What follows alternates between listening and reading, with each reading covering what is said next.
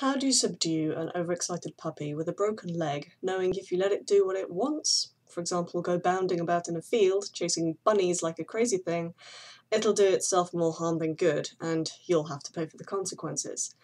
That's pretty much how my brain and body are working these days. Week 4.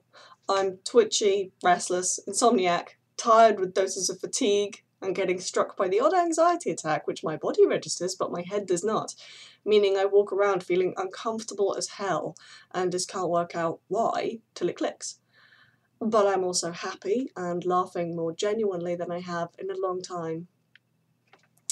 It also occurred to me the other day that my wolfhound has transformed and become a panther, a big, sleek cat curled up in the corner of my brain emitting a loud, contented purr.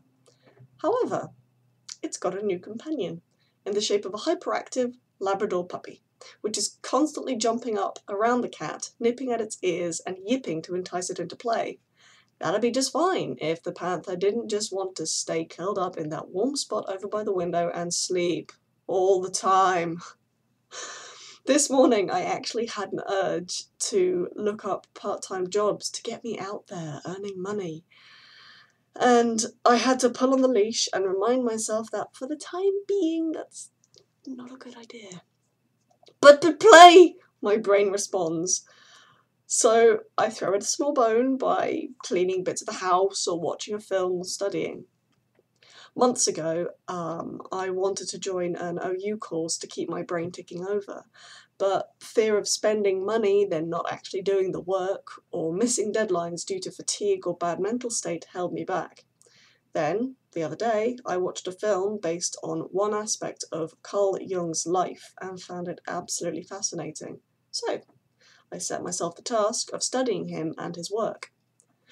At one point I plan on travelling out to the British Museum, no, the British Library, to do some research to, 1, get me out the house, and 2, sit in one of my favourite buildings in London, surrounded by books.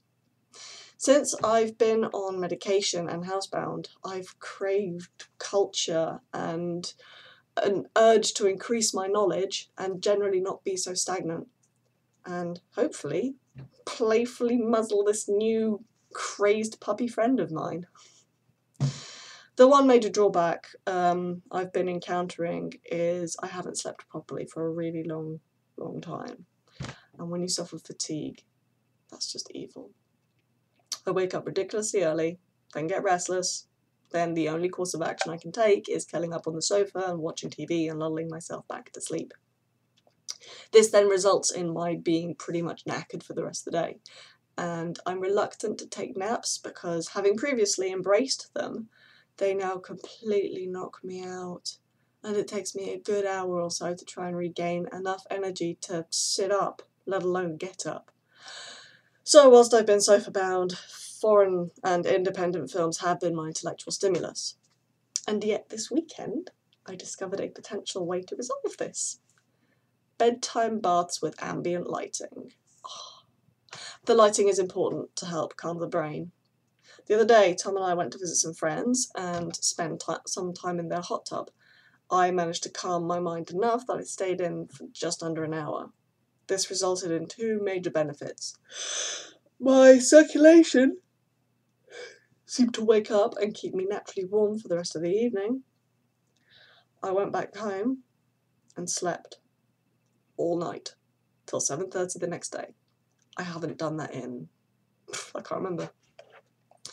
To see if it was just a fluke, last night before bed I prepared an ambient bath using a scented candle and a colour-changing light at either end of the bath.